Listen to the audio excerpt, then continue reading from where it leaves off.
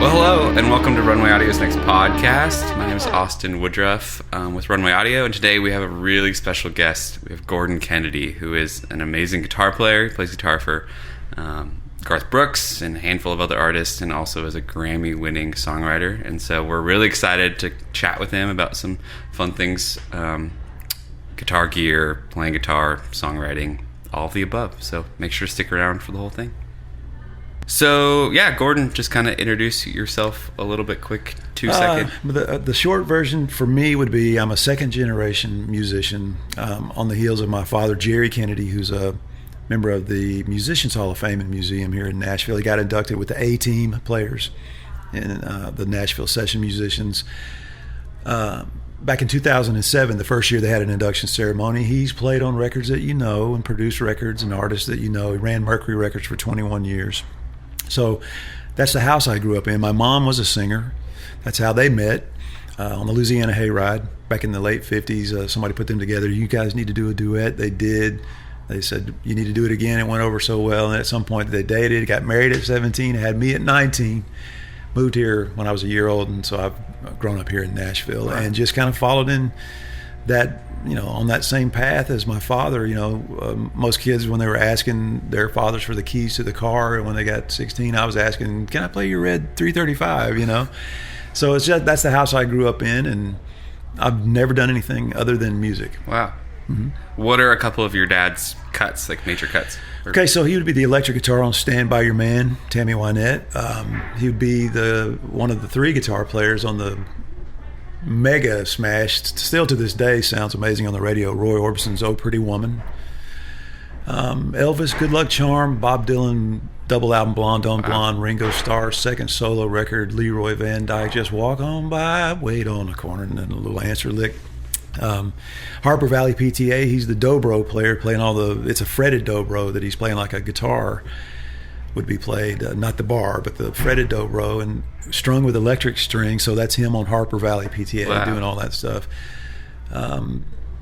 Gosh, I keep finding out records he's played on, even in the last year, just having conversations. And Johnny Paycheck, I'm begging you, friend, don't take her, she's all I got.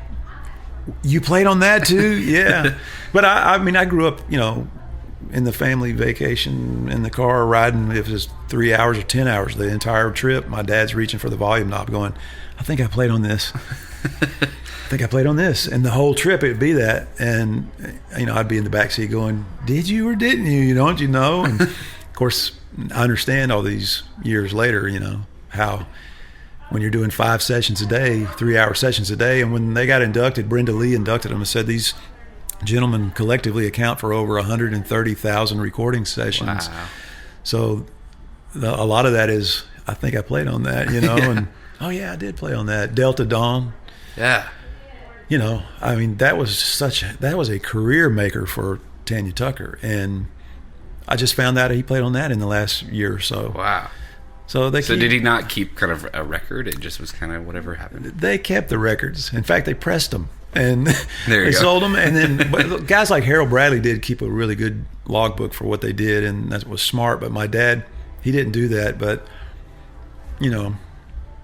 it's just it's so vast, and for him, asking him like what amp did you use on Pretty Woman, because I know what guitar he used. Yeah, he would say whatever was in the studio, and it was probably a Fender or an Ampeg, but to those guys, I think that generation of player, they weren't concerned with what guitar cable, pick, strings is Lefty Frizzell's guitar player using. Yeah. They loved that guy and wanted to go hear Scotty Moore, but it wasn't what kind of strings and what kind of the minutia of the gear. It was the generation that followed that were like, now we've got an array of guitar players that are worth digging into and finding out how they did and why and what made that sound and why they used this and that. I think our generation cared more about that, but you ask somebody like my dad and he's like, I don't know, whatever was in the studio. You ask Jerry Reed. Yeah. One day I said, what guitar did you play on Amos Moses? And he said, I don't know, son, it was a piece of wood. That generation, it was just tools. And So it'd be like asking if my dad were a carpenter, hey, what hammer did you use on that bonus room in that guy's house over on such and such street? I don't know. It was a hammer, you know. So they were more like that. I think the generations that follow care more about exactly what was that, you know. That's really interesting. That's a weird way of looking at it. Just kind of, this generation is way more like focused on gear and tone. I mean, why companies like us exist is because of that. Yeah. Well, you want to know, back in those days, who's in the band, who is that playing, and then what are they using, and well, then I want to get that. So so that's why we're all crazy all these years later. Exactly. But it's fun.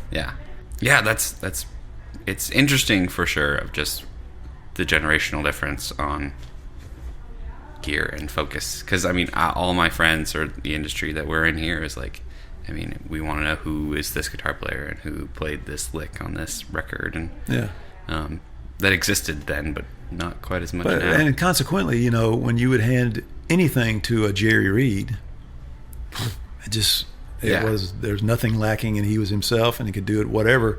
But you know, we're probably more of the spoiled. It needs to be a 9.5 radius and not the 7.2 or whatever. You know, it's where we probably have a little. Sometimes having more options can limit you rather than making you more capable of using just this and this or whatever. When there are fewer choices, sometimes you depend more on natural ability, and so I think that was them. But it's, you know, it's just grown into the, like, if you take me into a shoe store or clothing store to buy a pair of jeans and there are 80 different pair to choose from, I just turn and walk out because I don't even want to, like, it's too much. But so maybe, you know, there's something to be said for having a 4-track machine over 48. You know, you might be a little more creative, but then there are people that know how to use the tools, and what's available today is bringing forth, you know, a whole different level of talent and people that know how to use that stuff. Yeah. Kind of on a sidebar of that front, like, are there any kind of more current artists that you see that are doing well that you're impressed with? Or, you know, I'm more of a song guy, and so I've never, when it comes to the recordings and records and things like that, I never dove into, you know, what kind of console and limiters and microphones and all that they use to make those records. I was more song driven, probably because, again, my dad was bringing home these projects he was producing, and, you know, a lot of families have these memories of gathering as a family, watching their favorite TV show. For my generation, it might have been the Brady Bunch or Partridge Family and that kind of stuff. But I remember sitting with the family, me and my 2 brothers, Brian and Shelby, and mom and dad in the den, and looking at 2 speakers and a tape machine, and, you know, real tape, spinning the tapes of whatever he'd just done in the studio that day, whatever he had produced. So it could be Jerry Lee Lewis's country catalog. He did all that stuff. Roger Miller, you know. So that's what I remember more, and it would be songs that would catch me. And then I noticed my dad would do the same thing. If he brought home a 45 of a single, the song blew him away, you know. And he's a producer and a player, and he also wrote some songs himself. But it would be that song, something about that song, and so he would bring home Nashville Cats by the Lovin' Spoonful, or he'd bring home Hey Jude. Wow. You know, Winchester Cathedral. I remember him bringing home that record. And so I was always, my interest was piqued even as a kid for songs. And Roger Miller's a great example of, you know, people, I can make you laugh by telling you I've been in the music business since I was 4, because my dad produced and signed Roger Miller to Mercury Records in 1964. And he brings on the test pressing. He had chosen a song called Got To Again as the first single. But as he's playing and listening to the reference record, he gets to Dang Me. And when Dang Me's playing, me, 4 years old, my brother Brian, 2, come tearing down from upstairs and into my dad's little makeshift office there and just start boogieing. What is this, you know? And he noticed that we reacted that way to that song. He went back to the head of Mercury Records, Mr. Steinberg in Chicago, and said, can we change the A side to a different song? On Roger's first single, he said, how sure are you about this? Because we've pressed 5,000 discs already. And he's looking at his two little boys dancing to Dang Me, and he said, I'm sure. Yeah. And they switched the single. They ground up those records, and they put Dang Me out first. And man, Roger went on American Bandstand singing that song. And so it always has been about songs for me, and I would see that, and it would come to fruition in the work that my dad did. And even though I wanted to be a guitar player always, first and foremost, at some point I kind of started just putting my toe in the water. Can I write songs? And I wrote some horrible songs for a long time. I would hate for you to hear the first 75 songs I wrote. It would be embarrassing. But then at some point that clicked, and probably when I met Wayne Kirkpatrick and we started working on some records he was producing, and I was playing for him, and then at some point I said, let's write. And then when I started writing with him, it literally felt like somebody reached over and hit a switch, turned it on.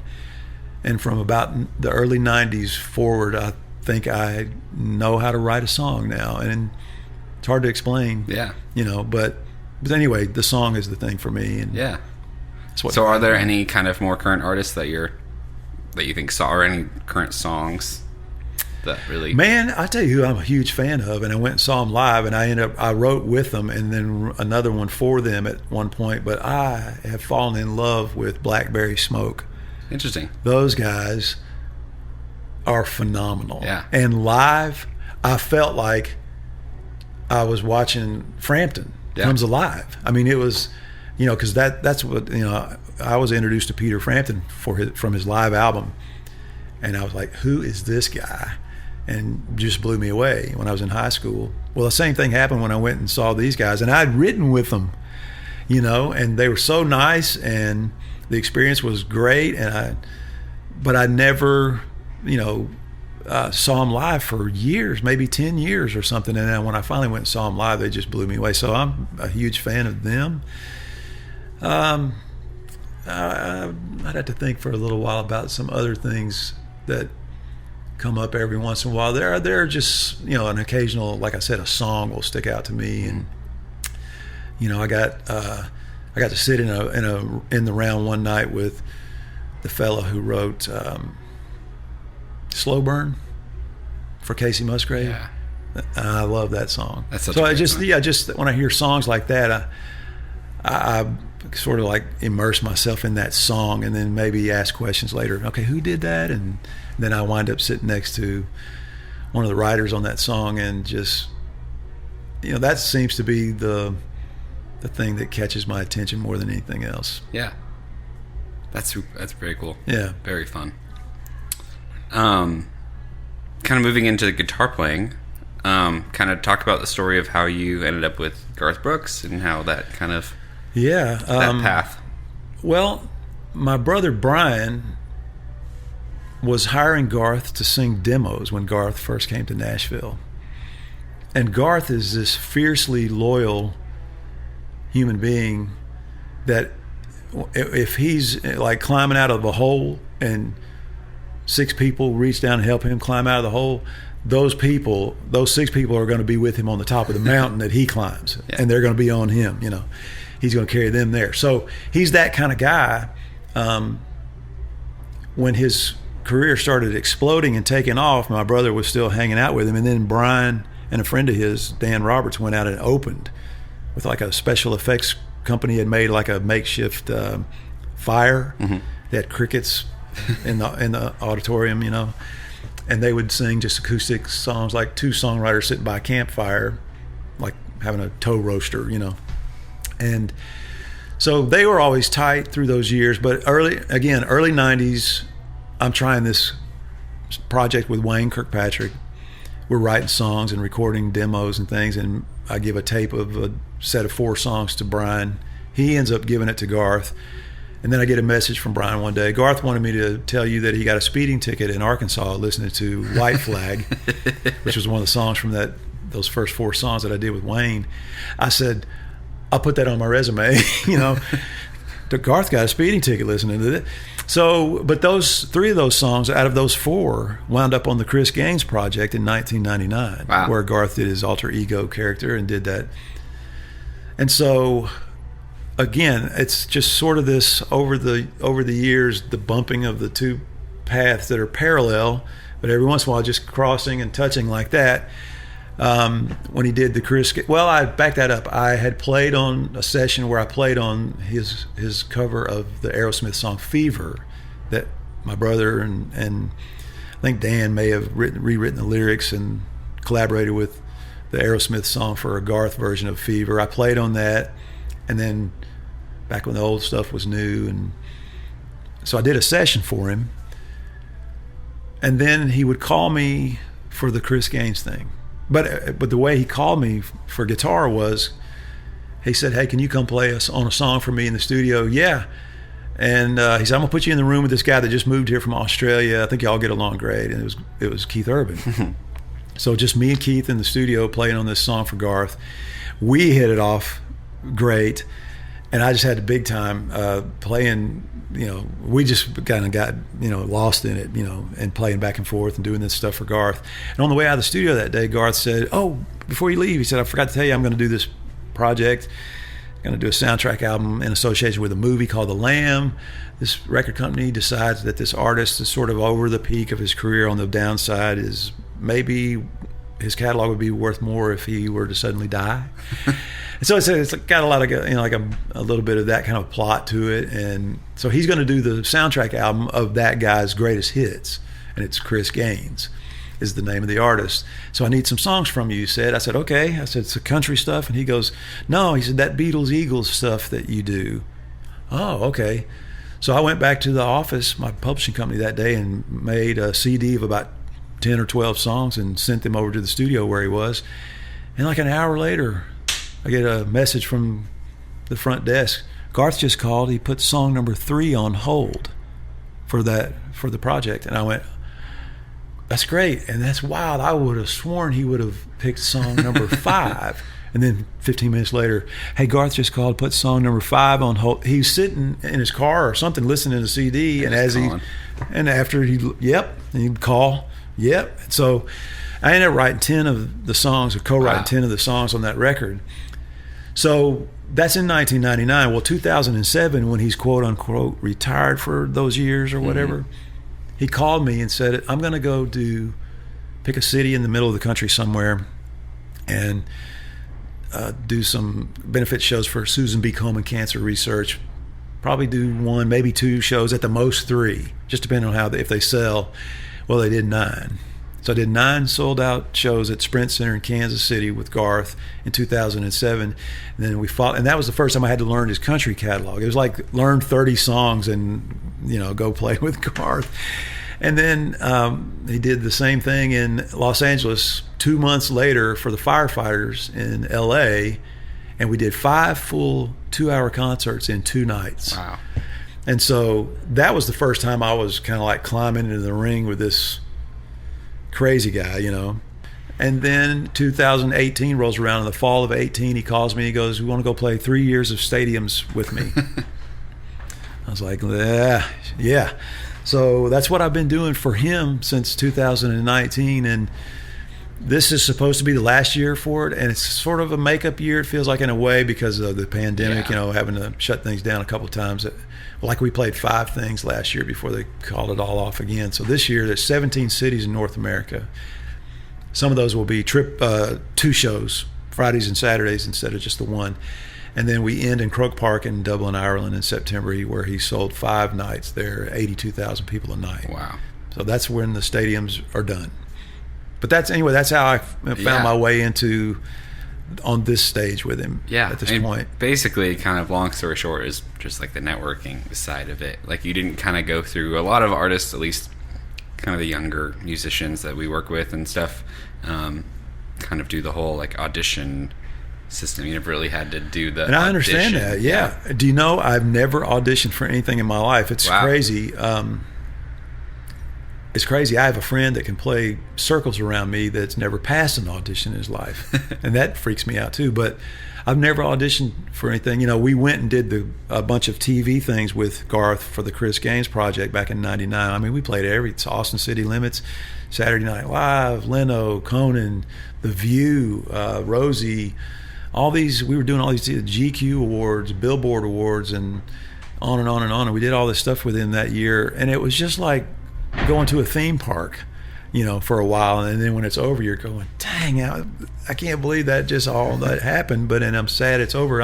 I'm sure I'm going to feel that way at the end of this year too. Yeah, because this is crazy. It is crazy. Week after next, we were in Fayetteville, Arkansas this Saturday, and then we go to Louisiana, Tiger Stadium the week after, and it's 102,000+ people coming to that stadium.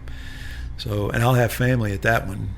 That'll be fun. Yeah, it's going to be great. Yeah, I mean, it's a once-in-a-lifetime experience. I mean, it's a multiple once-in-a-lifetime experiences all over and over again for a whole year. Yeah, it's kind of crazy. I wouldn't have predicted. And we played Nissan this past Friday and Saturday night. Saturday night, I got my father to the show with the kind people with the Tennessee Titans and Butch Spiriton and the Convention and Visitors Corporation here in Nashville. They got him in one of the Titans suites so he could be there for the show. And I texted right before the show. I said, check out the guitar I'm going to bring out for the encore. It's a guitar he gave me for Christmas when I was 15. Wow. So what is it? It's a 74 Telecaster. Wow. Yeah. Yep.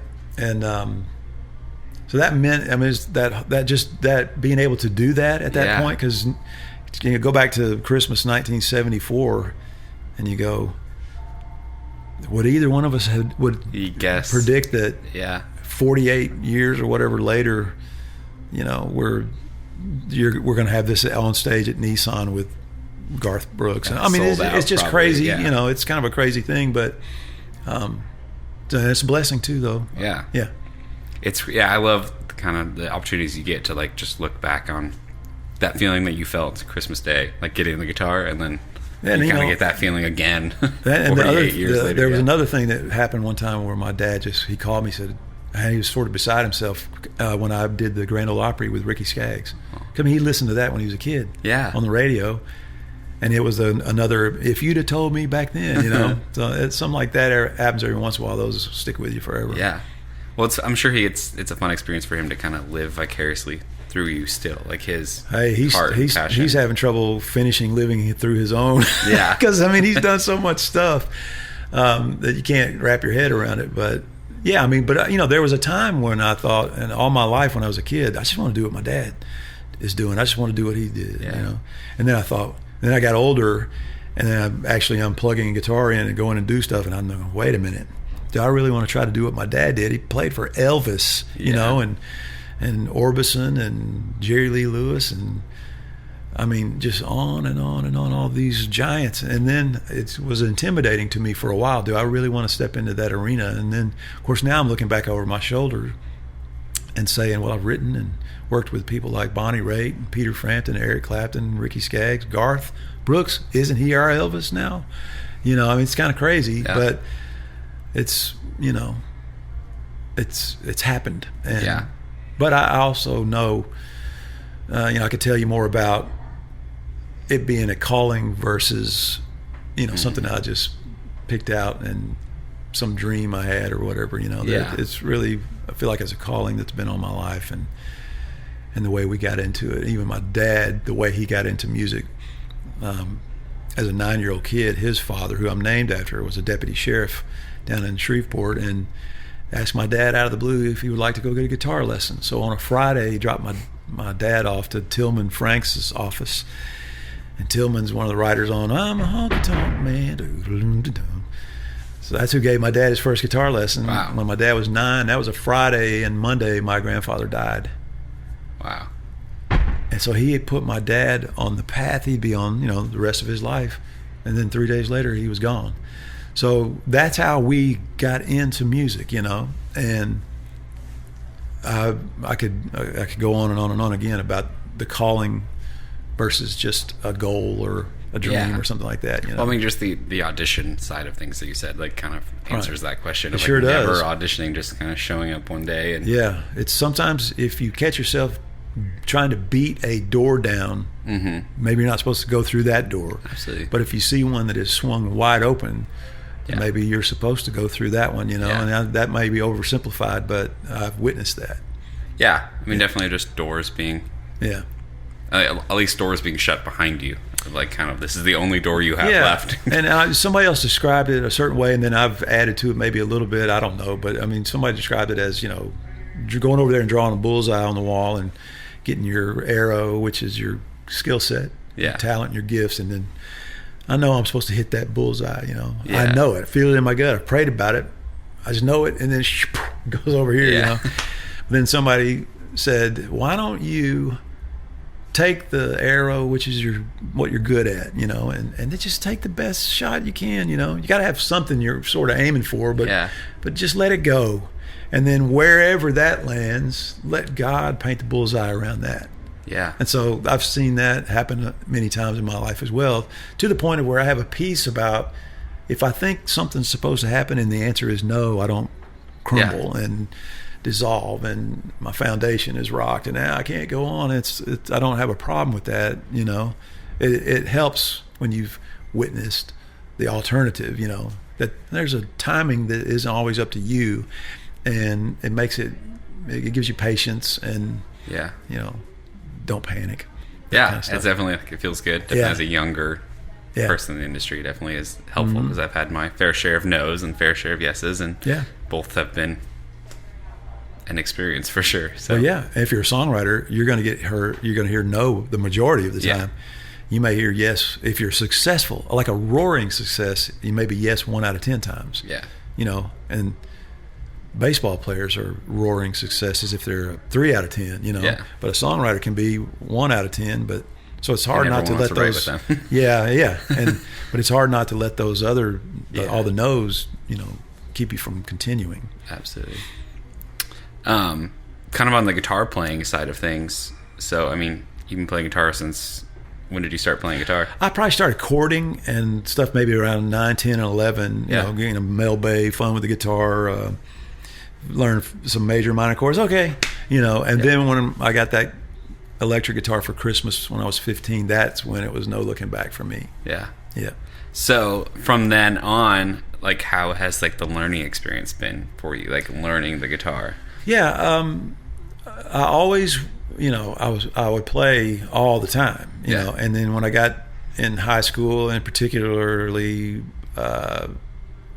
became friends with Dan Huff, because we went to high school together, and there's a guy that if you're going to spend time playing guitar with him, you either need to get good at it or forget it, So he was always pushing the envelope and making me I kept seeing the bar going up and up and up and up and up, And, I spent a number of years, I would say, just in general experience terms, stepping into this arena and that studio and whatever I was doing with the guitar, being a little hesitant and worried that, am I going to be able to deliver? And then at some point in my life, I found a peace and had reached a stage where if I were invited to come do something, they already knew what I did. So I wasn't going there wondering if I can do what they expect me to do. They already kind of know. So that made a difference, somewhere along the lines of just confidence. And but I mean, to this day, I play the guitar like, some people pick up their smartphone and then they hold their phone right here and they go, now why did I pick this up? They're just out of habit. They're picking this up. That's kind of how I am with the guitar. And sometimes I might be purposing to try one of your cables, or to try this pedal, or this amplifier, or practice for something I'm going to do with Garth that he's going to add a song or whatever it is.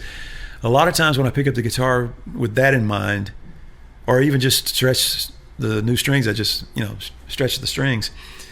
Within sometimes 5-10 minutes, I'm reaching for my phone to record an idea. So song ideas come to me just from having the instrument in my hands. Different instruments, taking you down different paths, which is always fun. But it's still kind of a part of the big picture. I mean, I look at even the guitars hanging on the wall here. They're art, but they're also they have this purpose to them, and I think that even in terms of if we don't praise God, the rocks and the hills, and so that could still be a tree and be doing that job, But when we get a hold of something like that and craft this thing and fashion and make music with it, it's the same thing, but it's something we're participating in a little more now. And it just feels, there's a thing about playing the guitar to me that I just love doing it. And the fact that I get to make a living and all that stuff with that it's wonderful. Absolutely.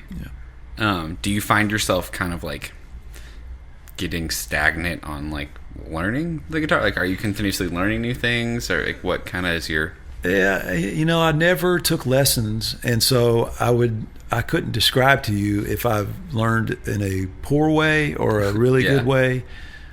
And if somebody said, teach me something, I would have to go, how do I teach that? Because I didn't learn that from somebody else, so I don't have a method there.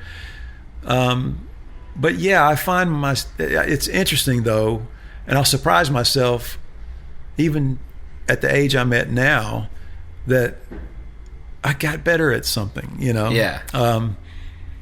And it's a lot of times it's because the opportunities that are put in front of me that cause you to have to sort of focus on a different nuance of playing guitar than you would if you were just writing songs. There's if I were just going to write Roger Miller style songs, then I would do what those guys would say, stay down here where the money chords are.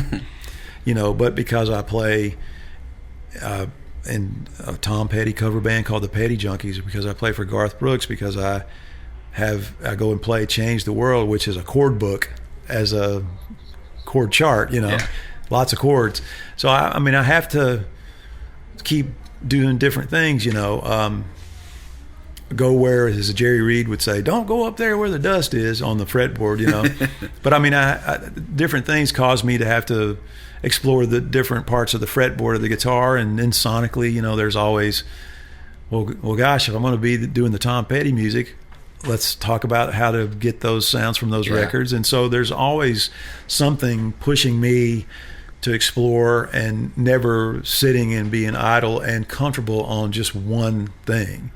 It's the same. I wouldn't write the same song over and over and over again. You write a song, then I write a different song. Yeah. And I'm told that I'm reading the Beatles book, and I met Jeff Emmerich, who had a book out about recording with the Beatles, and I thought it was interesting that he said every time they would get ready to record a guitar solo, their instructions were always, it can't sound like anything we've ever done before, which kind of flies into the face of the guitar magazines that go in, have you found your signature sound? Now, that's great for Angus Young. Yeah. That's great for B.B. King. But there are some guitar players where, no, I need to, it'd be like, you want to play putt-putt or do you want to play golf? Yeah. One requires a club and the other is a whole mixture and a bag of clubs. And so being able to be diverse in sounds and ideas and thoughts, and that's kind of where my life lives, and I like being pulled into different directions, and never too far out of my comfort zone, Mm-hmm. The line of where you're interested and where you're not, kind of. Yeah. I would, if somebody asked me to do something, I said, no, it's not in my wheelhouse, I would tell them, Yeah. So they don't get embarrassed, and so I don't get embarrassed, but. So you've kind of had a chance to play with one of our cables. Not to do a shameless plug, but I'd love to kind of hear your experience on it. Just like, that's a good name for a cable, by the way. Shameless plug. No, so like I mentioned to you when I met you, that I really don't fancy myself being that guy that can tell the difference between an Eveready and a Duracell and a fuzz face or whatever, that some people say they can hear or do hear. I don't want to be that guy, but when I plugged your cable in versus the other cables that I've been using, there's a couple different brands, I heard the difference. So I get it, I've been frustrated mildly just at times in my life where I bother to sit down and like experiment that way. Yeah. Sometimes I end up doing that and saying to myself, gosh, I should never have gone here. I could have written 7 songs by the time I figured out, which pick or whatever. But so there's part of me that doesn't want to be that guy. But when I do hear something that has to do with the integrity of something sonically, and that makes a difference to me. So when I did hear the difference, which immediately took me to some experiments I've done in the past with like my matchless amplifier, which to me sounds the best, just plugging straight into it. Which matchless is it? I've got an HC30 from 1992. I bought brand new. Wow. He was still building them in his house. Mark Sampson was. And when he asked me, the last question he asked me on the phone the day I ordered it, what color do you want? I said, that black Tolex is great. Thinking he'd send that, he had those 3 different colors, black, elk gray, and then some kind of a red, and it had that tooled leather kind of look. Mm-hmm. Well, when he sent me my amp, it was Tolex, like off of a Fender amp. I said, where's the thing that you use? He goes, well, you wanted black Tolex. He mistook me for somebody that knows what I'm talking about. It'd be like if I was at your house and I said, oh gosh, I need to blow my nose. Have you got a Kleenex? And you just get in your car and leave and come back with the Kleenex because all you had at home were puffs, He thought I knew and requested that. So anyway, I got a unique one-off HC30. I got another one subsequently that's a gray one from 92 with a 410 cabinet. Wow. But anyway, those amps are phenomenal. They're like the best overbuilt, amplifiers in the world. But I always like plugging straight into it. And if I plug in, pedal board, even with buffers and, all the stuff that they put in there to compensate for what I'm hearing, I still hear a difference, So I can't hear the difference. So when I used your cable the other day, I went, wait, I hear the difference, So now I'm wanting to do all the patch cables. I'm going to go the distance and fix my pedal board up with nothing but those cables. Yeah. Because again, if whatever can get, I was describing it to you this way, it's like the magnifying glass when we were kids and we did an experiment at school where we went outside, let the sunlight shine through the magnifying glass, and if you hold it there long enough and if the magnifying glass is doing what it's supposed to do, it'll set the leaf on fire. Well, that's the listener, and the instrument is the magnifying glass or your cable, and then whatever light you put through, the integrity of that has to be such that you can still set the subject on fire. So you spend your time and energy making the best of that. Who's not going to notice? Yeah, and it really is not like I said, there's no snake oil involved in it. Like it's really just down to the numbers. So but don't be afraid to say what it is. When I went down to the Space Center in Huntsville, they got a ball cap in the gift shop that says it's not rocket science. No, wait, yes it is. Come to think of it, is. But no, that's what you're putting your time and talent into. So there should be you should hear these results from people. Yeah, absolutely, for sure. Mm-hmm. Kind of on that gear side, on that train, how do you go about choosing gear for a specific kind of acts that you're working with? And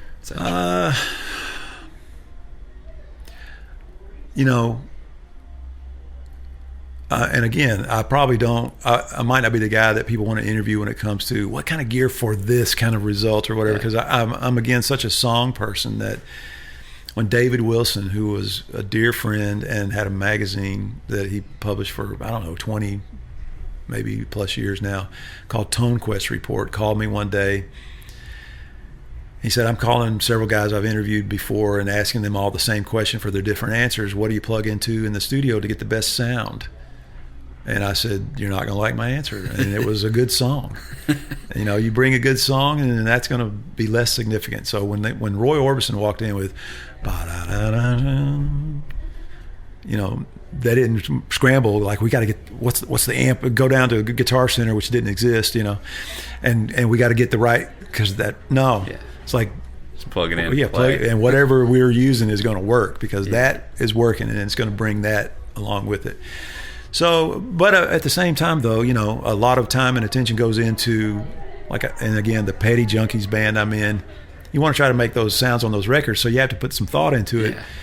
And of course, the minute you start the show, it's kind of all out the window, and you're just, it's the catalog that's just mowing a wide path in the room, and everybody loves those songs so much that nobody in the audience has ever come up and said, shouldn't you have been using a Rickenbacker such and such on whatever song, that doesn't happen. But we as musicians feel like it does. We do.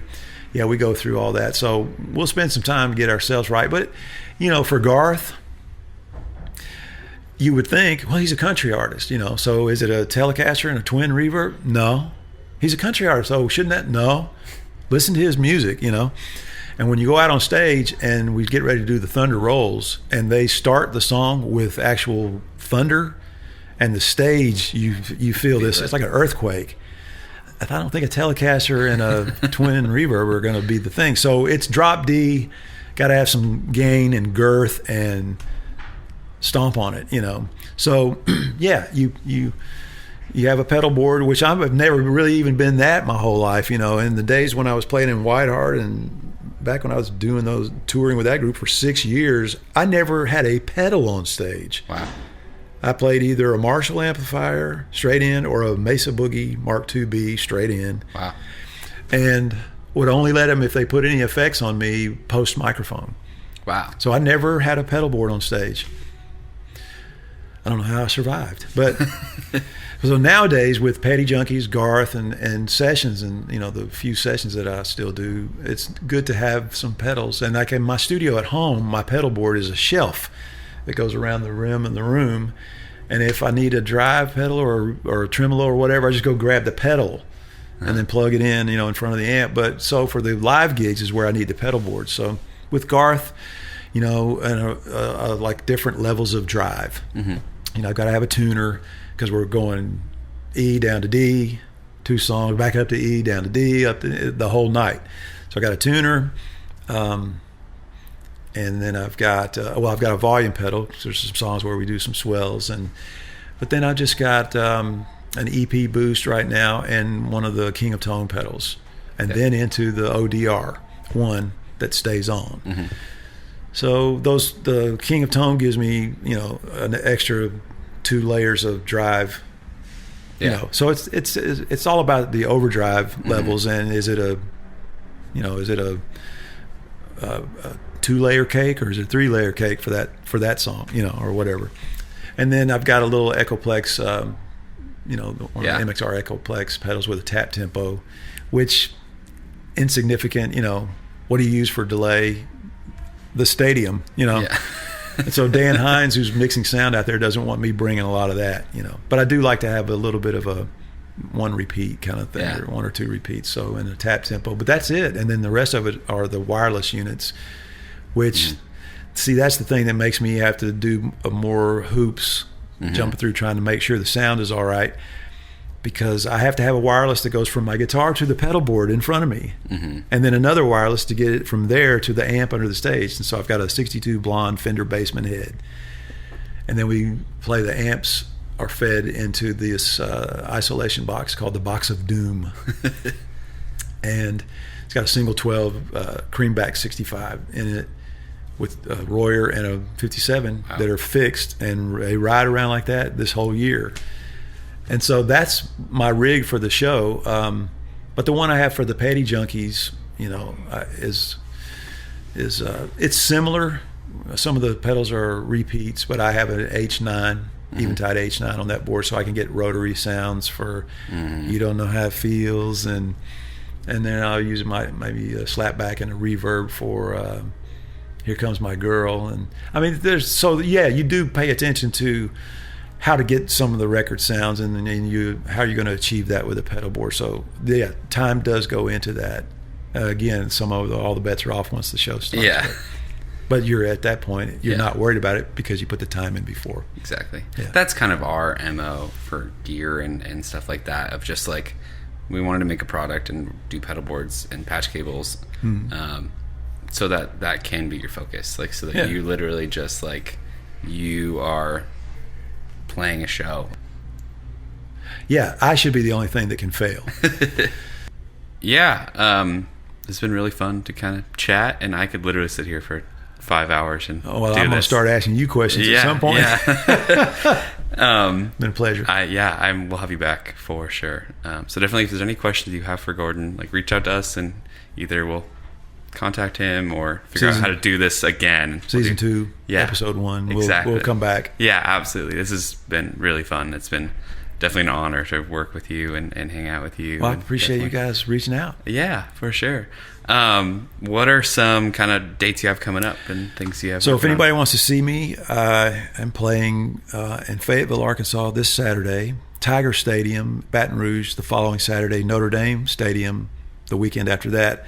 So like, there are 6 more stadium weekends in a row starting this weekend. Look on Garth Brooks Songwriter.com Cool. for the events and the live shows. Cool. I should mention that that's my lead singer, by the way.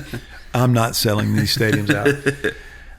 But yeah, so it's going to be 17 North American cities, which we've done 3 so far. Very cool. And some of those are double shows. And then one's in Canada, and then we end in Ireland. I've got friends that are going to the Ireland show just because they've always wanted to go to Ireland, and they're like, this is a great excuse to go and experience being there too. But anyway, so that's what's coming up, and then the Petty Junkies probably will start picking up, doing some more gigs, start maybe around August. Yeah, that's super exciting. I mean, that band is. Oh, you got to come see these guys. Yeah, who are some? Can you name I'll tell you, everybody in the band. The front man is Brady Seals, formerly of Little Texas, and then myself and Blair Masters, who both play for Garth right now, but he's the keyboard player. I play guitar. Jerry McPherson, session ace, super guy, super good friend of mine over the years. He's the other guitar player. Mark Hill, session ace, and does some live dates with Brooks and Dunn. And then Lonnie Wilson on drums, I've done sessions with all of these guys, written songs with half of the guys, and Lonnie, I think just he himself alone is responsible for, like, as a writer or a player, like 300 hit songs or something crazy. So it's quite the resume on the stage, and maybe pound for pound the best band I've ever walked on stage with. It's just phenomenal. And of course you got the catalog, Tom Petty's catalog. Yeah, you can't really. It's kind of hard to mess that up. Yeah. But it's a blast, so I would encourage people to come and try to see that sometime. I will definitely. Yeah, you'll be there. You'll be there. Be a blast. Mm-hmm. Well, very fun. Well, thank you again for being here. My pleasure. Like, things are coming by. Yeah. Your busy schedule, but make sure to like and subscribe. You can watch us on YouTube if you watch it on your phone or listening on your phone. We'll have definitely some more extra content with Gordon. There'll be some cool stuff.